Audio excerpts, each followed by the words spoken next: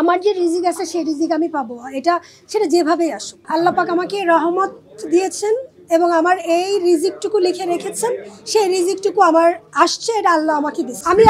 যেহেতু আমি একটা প্রোডাকশন হাউস খুলেছি, আর যেহেতু আমার ভালোবাসার জায়গা, আমি নায়িকা হব, তো আমি যেহেতু ইনভেস্ট করবো সেটা আমি আমার উপরেই করবো। আমি তো আরেকজনের জন্য ইনভেস্ট করবো না। হ্যাঁ, আমি করবো, যখন আমি প্রোডাকশন খুলেছি, যখন আমার আরো 5টা কাজ হবে, আমার আরো 10টা কাজ হবে, সেখানে এখন আমি কাজ করতে গেলে পুরো একটা ইউনিটকে নিয়ে তোমার কাজ করতে হবে। একটা ফিল্ম তো একটা হিরোইনকে দিয়ে হয়, তাই না? তো এখানে তো আরো 10 জন কাজ করে, তো আমার সাথে কাজ তো আরো 10 জন করছে। তো আমি আমার ভালোবাসার জায়গাটাও তো আমি পূরণ করছি, আমি আরো 10 জনকে সুযোগও দিচ্ছি, নতুন হিরোকেও সুযোগ দিতে পারছি, নতুন আর্টিস্টদেরকেও সুযোগ দিতে পারছি, এবং আমার ফিল্মে আর নতুন আর্টিস্ট, নতুন হিরোইনও তো আসবে। সব গল্পই যে আমাকে দিয়েই হবে বিষয়টা তো তা না। এই সময়, এই সময়ে টাকা ব্যাক আসার কোনো সুযোগই নেই। এই চিন্তা, মানে ফার্স্ট আমি নেগেটিভ চিন্তা যে টাকা ব্যাক আসার কোনো সুযোগ নেই। সেকেন্ড, যদি আসে সেটা আল্লাহ পাক আমাকে রহমত দিয়েছেন এবং আমার এই রিজিকটুকু লিখে রেখেছেন, সেই রিজিকটুকু আমার আসছে, এটা আল্লাহ আমাকে দিয়েছে। যার কারণে এই দুইটা চিন্তা আমি মাথায় নিয়ে আমি এই ফিল্মে ইনভেস্ট করেছি। আর বাকিটা দর্শক কতটুকু ভাবে গ্রহণ করবে।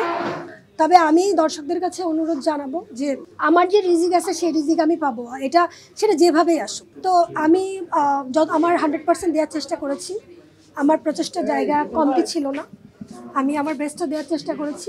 বাকিটা দর্শক দেখে আমাকে বলতে পারবে। আর ভুল ভ্রান্তি তো থাকবেই, যদি ক্ষমাসুলভ দৃষ্টিতে দেখে তাহলে হয়তোবা আমি আরো ভালো ভালো কাজ উপহার দিতে পারবো। আর ব্যথিত হলে হয়তোবা কি হবে, আমার মনোক্ষুণ্ণ হবে, হয়তোবা আমি আমার মনোবল হারিয়ে ফেলবো।